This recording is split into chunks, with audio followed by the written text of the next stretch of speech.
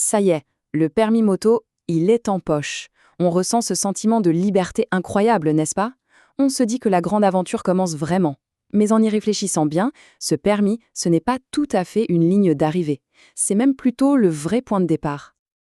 Et là, on arrive à la question, celle qui pique un peu. Le permis, c'est la preuve qu'on a les bases pour être sur la route, on est d'accord.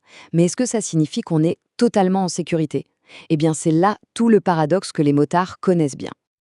Alors c'est parti, on va creuser un peu tout ça.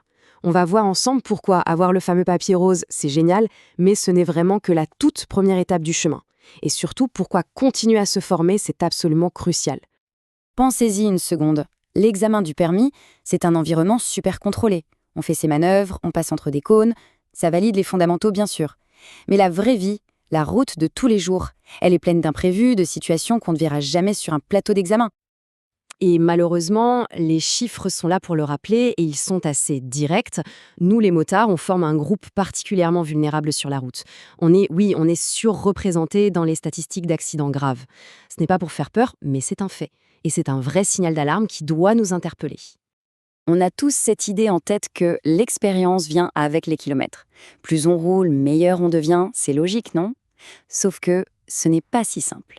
Parce que si on enchaîne les kilomètres sans jamais se remettre en question, on risque surtout de renforcer de mauvaises habitudes. L'expertise, ce n'est pas juste une question de distance au compteur.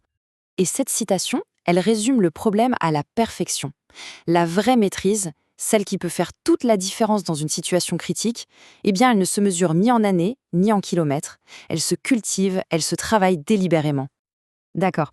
Alors, la question c'est, comment on fait pour passer du stade « je sais conduire » au stade « je maîtrise vraiment ». La clé, en fait, c'est un véritable changement d'état d'esprit. On ne parle pas juste de faire un stage de plus, mais bien d'adopter une philosophie d'amélioration constante. Et tout commence par un mot simple, l'humilité. Ça peut paraître un peu abstrait, mais c'est très concret. Que l'on vienne juste d'avoir son permis ou qu'on ait 30 ans de moto dans les pattes, l'idée, c'est d'accepter qu'on ne sait pas tout, qu'il y a toujours une marge de progression. Le deuxième pilier, c'est le respect. Et là, on ne parle pas seulement du respect du code de la route. C'est aussi le respect au sein même de la communauté motard. Il s'agit de créer une ambiance où on peut échanger, partager ses galères, ses réussites, sans jamais se faire juger. C'est comme ça qu'un groupe progresse. Et enfin, la bienveillance. Ça, c'est fondamental. Les formateurs ne sont pas là pour sanctionner, mais vraiment pour accompagner. Chacun arrive avec son histoire, ses points forts et ses petites craintes.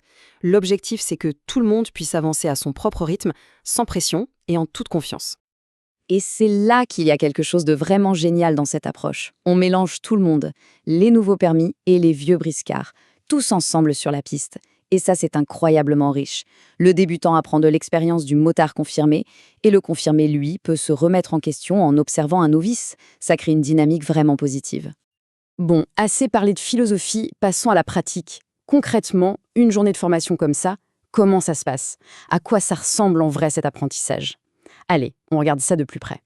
Alors le déroulé est assez simple et bien pensé. Le matin, on se concentre sur la technique pure, sur une piste privée, donc en toute sécurité. À midi, on fait une vraie pause, on déjeune ensemble, on discute, c'est super important pour la cohésion.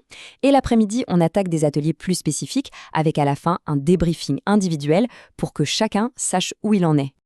Il y a plusieurs points qui sont vraiment la garantie d'un stage de qualité. D'abord, la piste privée. Ça n'a pas de prix. Pas de voiture, pas de stress, on peut se concentrer à 100%. Ensuite, le ratio. Un formateur pour seulement 6 motards. C'est top, ça veut dire qu'il a vraiment du temps pour chacun. Et le truc hyper important, c'est qu'on vient avec sa propre bécane. Comme ça, ce qu'on apprend, on peut l'appliquer dès le lendemain sur la route.